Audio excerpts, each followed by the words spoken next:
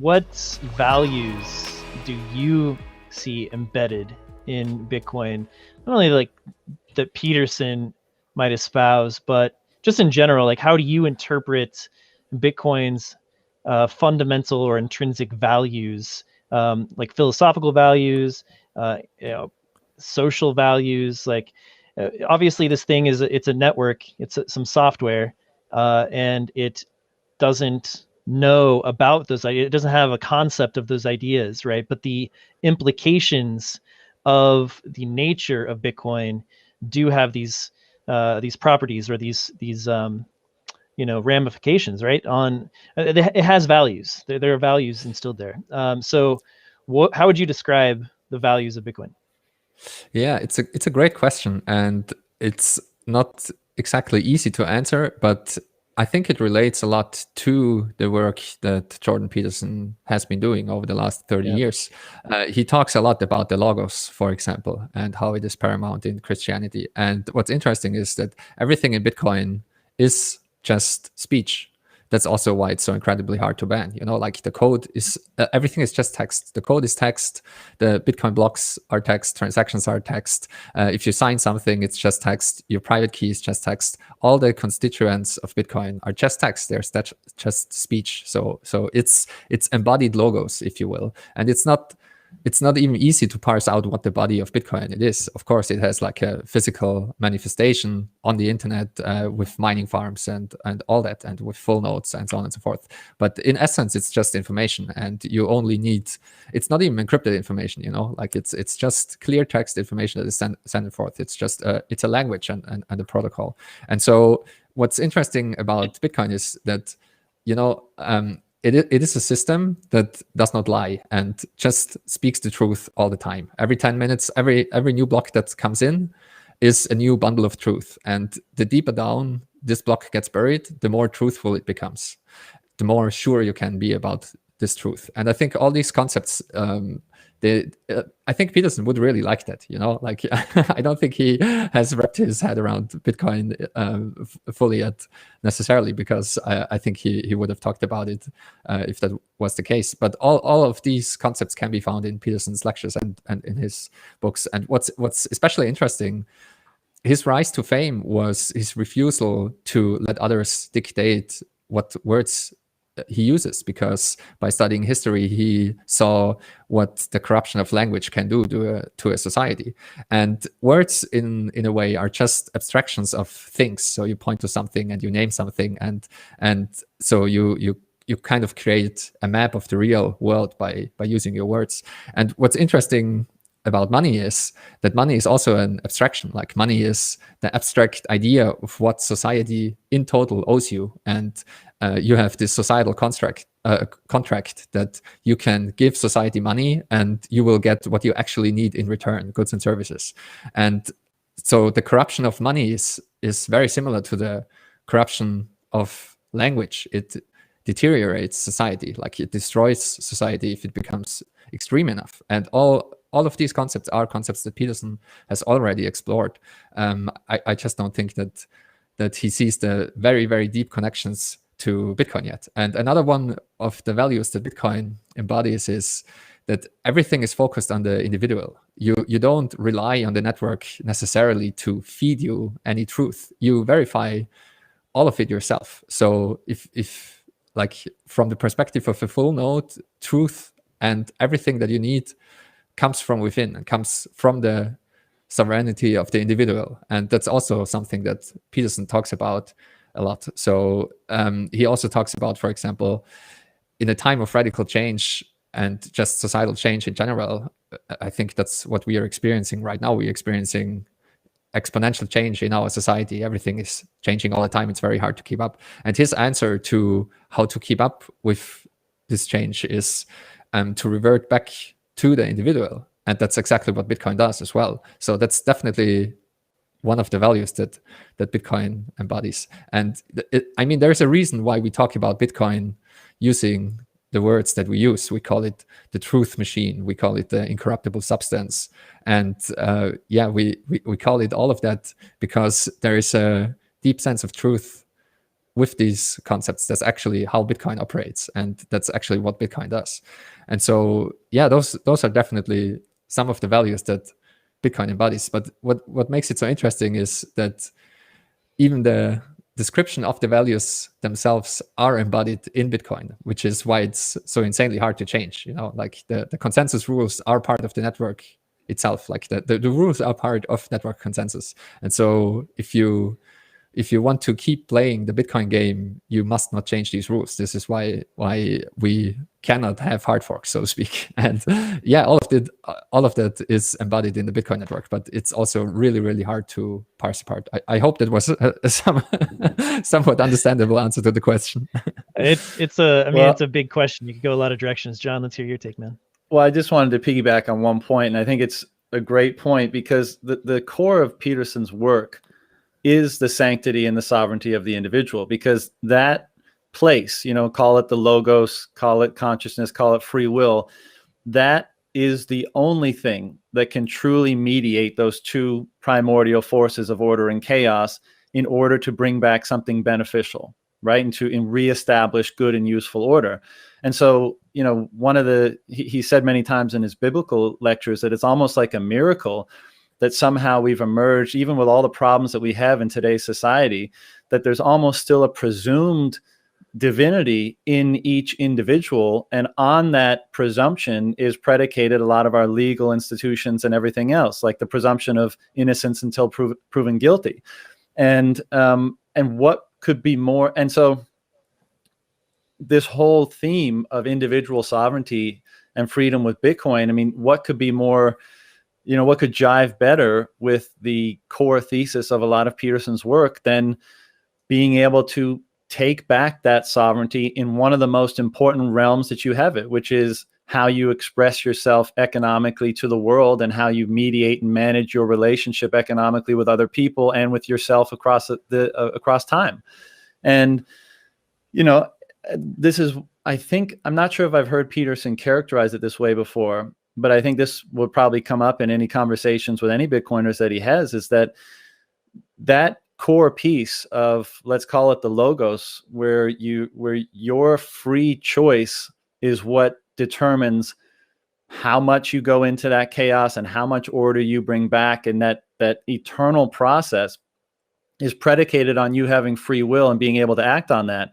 And of course, as we all know, the way the money has been perverted, I think you could characterize it in a way by saying let's say the fidelity of our will that it carries is highly diluted by the manner in which it's produced and controlled and co-opted and corrupted in all the different ways that it currently is. And Bitcoin eliminates all of that. And so it brings back the fidelity of the signal of your will to the market, right? It allows sovereign individuals to express whatever it is they're expressing to the market without intermediation, without dilution, without without being co-opted in any way. And I think Peterson will see the importance of that, because if on an individual level, let's say without money and without material or whatever, that's the core of consciousness. That's the core of how we move forward in the world by balancing or mediating those primordial forces. I think he'll see the uniqueness that Bitcoin brings to permitting us to do that in the social realm, in the economic realm, in interaction with other people. And, I think it slides right into to his thesis. And I think he'll be both interested and excited at the prospect of that. Yeah, both of you were talking there about clarity of communication, about Bitcoin being a language, and the story of the Tower of Babel comes to mind, since we're kind of talking about biblical allegories, which is Peterson has spent a lot of time taking a look at, and I think he would be receptive to comparing Bitcoin to that allegory. So if we have all these different kinds of monies, it's speaking all the different kinds of languages, and we have to create this very inefficient foreign exchange markets. The price signals, like you said, are not communicated correctly or accurately or clearly to the market itself. But if we have a universal language for value, we can really unleash massive economic potential of humanity. It's being suppressed at this point by the inability for us to communicate to one another accurately in the market. Yeah, absolutely. It's worth pointing out though that the Bible story is not necessarily a good one. So this is also what keeps me up at night. That if we live through hyper Bitcoinization and everything is on a Bitcoin standard, if something turns out to be wrong with Bitcoin, that's always a problem. Like there is something to be said about multiple languages and also multiple monies and other things. The dogs are not on my side, are they? No, that's Zeus. That's Zeus. on my side. It's always good when you're on a Bitcoin show to let your dogs bark and just let everyone. It's good. It's good OPSEC. But on that point, I think I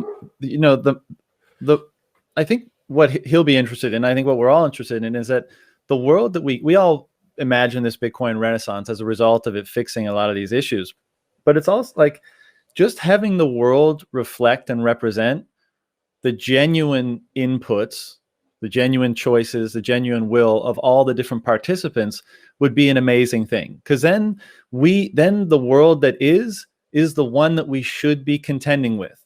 And then we know how much our actions influence the world, right? And then we take greater responsibility for them. And then we feel more empowered and all that kind of stuff.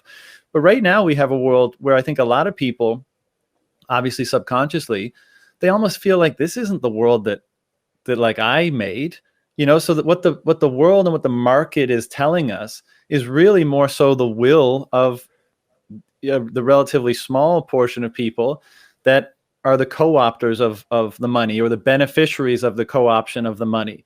It's not a genuine expression of who we all are and the choices we all make. So beyond I'm on board for the Bitcoin renaissance, but I first want the world to be a genuine reflection of the emergent property of who we all are and all the choices we make. And then once it's that, and we say we can truthfully appraise where we're at. We can say, okay, that's us, right? And then we could say, how do we want to move forward from there?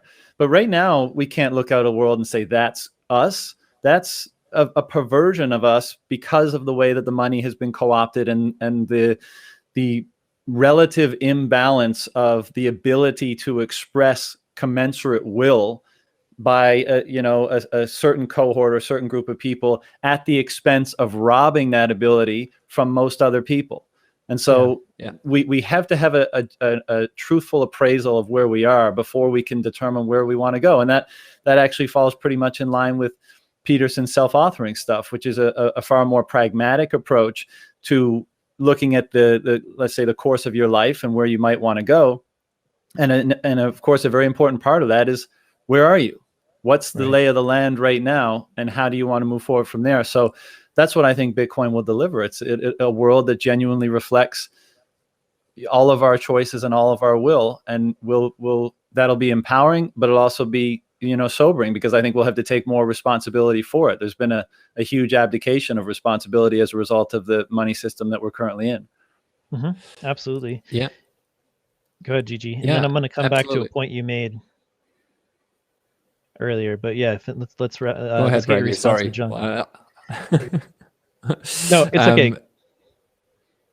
I just wanted to say that I think we will continue to see what we have seen with Wall Street bets, for example. Like what John pointed out is that the individuals actually are not in control. And it's not only the money itself that was co-opted and is now centrally controlled. And I think to stay on topic, like this is something that Peterson understands very, very well, that centralized control corrupts, and just large entities and large institutions tend to, once you have this order established, it tends to corrupt. And we saw that when Wall Street bets tried to do the short squeeze on GameStop and other stocks, and just the powers that be, the centralized authorities, so to speak, stepped in and stopped the whole game.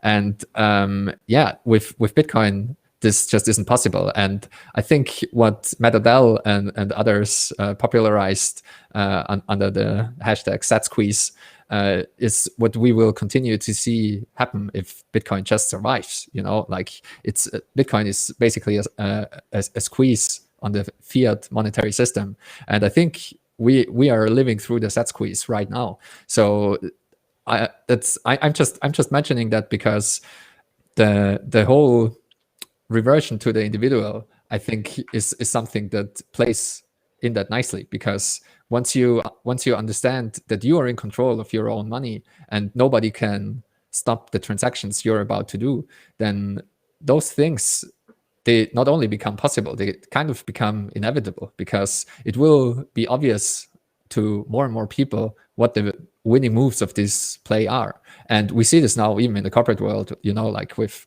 taking out loans to buy more Bitcoin and just speculating on the continued appreciation on Bitcoin and buying back the loans, paying off the loans very cheaply in a very cheap way in the future.